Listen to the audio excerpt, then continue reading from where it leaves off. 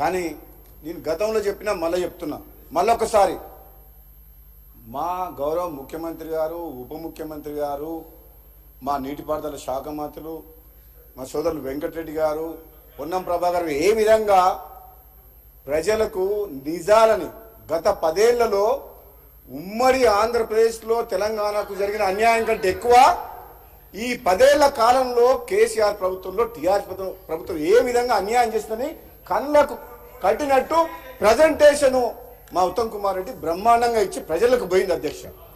ఇప్పటికి కూడా వాళ్ళు చేసిన తప్పుల్ని ఒప్పుకొని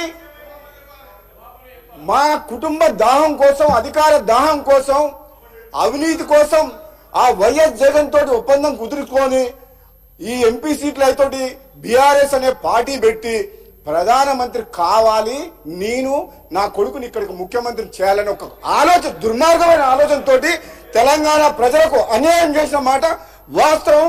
ఈరోజు మా గౌరవ మంత్రివర్యులు మీకు క్లియర్ గా చెప్పిండ్రు, మీకు దురాలోచన పుట్టింది, అధికారం పర్మనెంట్ మాదే, ఇంకెవరు రారు.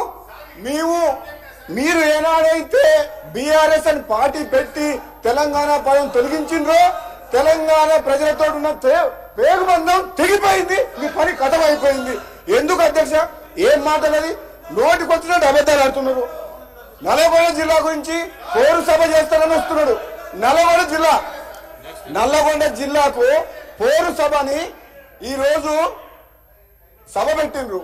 అయితే మా మాజీ మంత్రి జగదీశ్వర్ రెడ్డి గారు ఈ రోజు సభకు వచ్చిండ్రు అధ్యక్ష. సభకు వచ్చిన ఆయన సభకు జనాలను సమీకరిస్తేందుకు ఊరూరి బతిలాడుతున్న జనాలు రమ్మని. అరే నల్లగొండ జిల్లా ప్రజలు చంప చెల్లుమనేటట్టు మీకు సమాధానం చెప్పిండు. ఏమని చెప్పిండు? 11 అసెంబ్లీ స్థానాలను కాంగ్రెస్ పార్టీ అభ్యర్థులను గెలిపించి 12వ స్థానం కూడా సూర్యాపేట కూడా నైతిక విజయం మాదే. ఈ నల్లగొండ జిల్లా ప్రజలకు గత 10 ఏళ్ల కాలంలో మీ స్వార్థం కోసం అని చెప్పేసి కాంట్రాక్టులు కానీ కృష్ణా నీటి మీద ఆధారపడిన నల్లగొండ జిల్లాని అన్యాయం చేసినందుకు నల్లగొండ జిల్లా ప్రజలు మన తీర్పు ఇచ్చిండ్రు.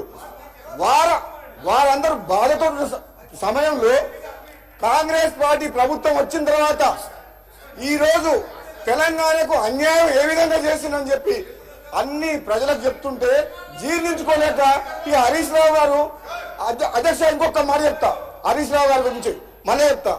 మొన్న సభలో కూడా చెప్పిన, మళ్ళీ చెప్తున్నా, ఈయనకు మేనమాసాలు వచ్చింది అంటే కేసీఆర్ గారికి జుట్లకెళ్ళి వెళ్ళిండు, అబద్ధాలు అడుగుట్లా జుట్లకెళ్ళి వెళ్ళిండు, మావని మించిన అల్లుడు నిజాల్ని అబద్ధాలు చేస్తుట్లా ప్రతి మాట అబద్ధమే అధ్యక్ష. 10 ఏళ్ల పాటు ప్రాజెక్టుల పేరు మీద, రీడిజైన్ పేరు మీద కాంట్రాక్టులు వారి ఇష్టం వచ్చి లక్షల కోట్ల అప్పులు చేసిన చరిత్ర వాళ్ళది. ఈ రోజు తెలంగాణ ప్రజలందరూ ఏమనుకున్నారు? వీళ్ళు ఏమన్నారు? వీళ్ళు కళలు సాకారం చేసినారు. ఏం సాకారం చేయలే? సాగుబోతుల తెలంగాణ చేసి బెడ్ షాపులు పెట్టి రాష్ట్రాన్ని అప్పులపాలు చేసి 7 లక్షల కోట్లు అప్పులమయం చేసిండు. ఏం మాట్లాడుతున్నారు మీరు? ఏం మాట్లాడుతున్నారు? తెలంగాణ ఇచ్చింది కాంగ్రెస్ పార్టీ, తెలంగాణ ఇచ్చింది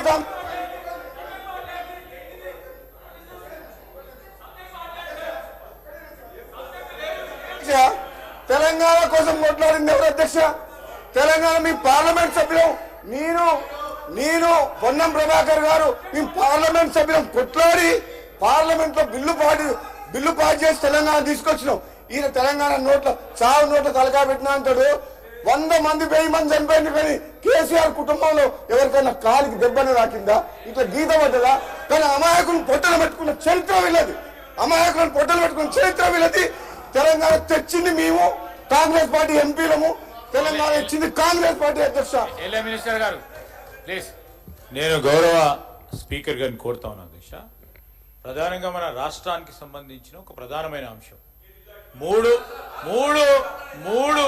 ప్రధానమైన అంశాల పైన వారు మాతో ఏకీభవిస్తా ఉన్నారా లేదా అని ఇప్పుడే డిప్యూటీ చీఫ్ మినిస్టర్ గారు అడగడం జరిగింది అధ్యక్ష. మీరు మళ్ళా బీజేపీ తరఫున మాట్లాడేది ఉంది, కమ్యూనిస్ట్ పార్టీకి సంబంధించి సార్ ఈరోజు సార్ వినండి సార్, మీరు కంక్లూడ్ చేసిండ్రు, అయిపోయింది సార్. ఈరోజు నేను గౌరవ సభ్యులను కూడా కోరుతా ఉన్నాను, హరీష్ రావు గారు కూడా వారి పూర్తి స్థాయిలో వారి అభిప్రాయాలను కూడా మొత్తం హౌస్ విన్నది. హౌస్ విన్నది. ఈరోజు మేము సింపుల్ తీర్మానం అండి, రాష్ట్ర ప్రయోజనాల దృష్ట్యా నీటి వనరులకు సంబంధించి